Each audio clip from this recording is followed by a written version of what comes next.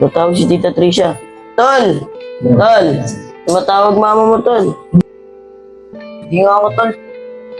Daw ma, ba't napatawag kayo? Nak, kaya lang naman ako napatawag. Kinakamusta ko kayo kung okay lang ba kayo dyan? Okay lang po, ma. Kayo, kamusta na? Nak, okay lang naman ako dito. Ma, pwede po ba padala niyo ako ng pera? Wala na kasi panggastos dito sa bahay. Sige, nak. Bukas sa bukas ipapadala ko rin sa'yo. Salamat, ma. Nak, kumakain ka ba ng maayos dyan? Sustansya nga po kinakain namin dito eh. Puro gulay eh. Sige anak, kayo din. Mag-iingat din kayo dyan ha. Ano ma, mag-ingat kayo dyan ah. Tol, tagal na natin dito eh, no? Sigurado, miss na miss ka na ni Tita Tricia. Oo nga eh, ilang buwan na nga pala tayo dito. Tagal na rin tol eh, magtatatlong buwan na. Tol, di ka ba nababoring dito? Medyo lang tol. Makaboring din no, tagal na rin kasi natin dito eh. Oo nga eh, parang gusto ko na nga rin umuwi ng Maynila tol. Kaya mo tol, makauwi rin tayo ng Maynila. Asan nga pala sila? Nasa labas tol, tara. Oh, ba't sa Sander lang? Ler, nasan sila? Tinatama daw sa mama. Wait, di kami sinama. Maboring nga kami ni Lepot dito eh. Tara, gusto ko yan. Tara. Tagal naman nila ba si Ben? Oh, Ben. Ikaw talaga inaantay ko eh. Bakit? Ano meron? Gusto lang kita makita.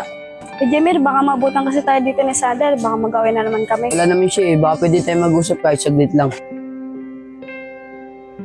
Sige na Dayan, please. Sige na nga, dun tayo. Ano ba pag-uusapan natin? Kahit ano, basta makausap lang kita. Wala tayong pag-uusapan. Teka lang Dayan, may tatanggalin lang ako.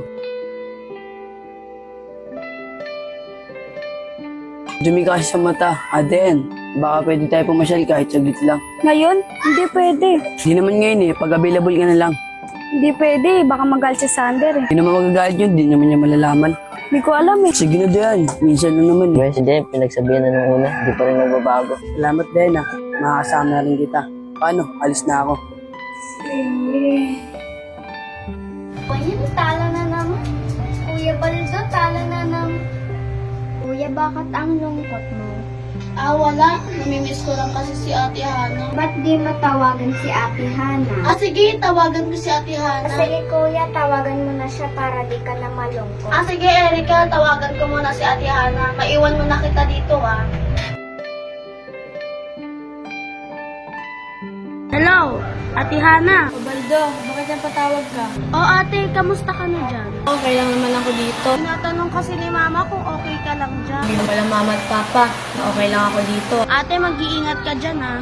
Sabihin ko na lang kay Mama na nagkausap tayo. Sige na, Baldo, may gagawin pa ako. Bye ate, I'm gonna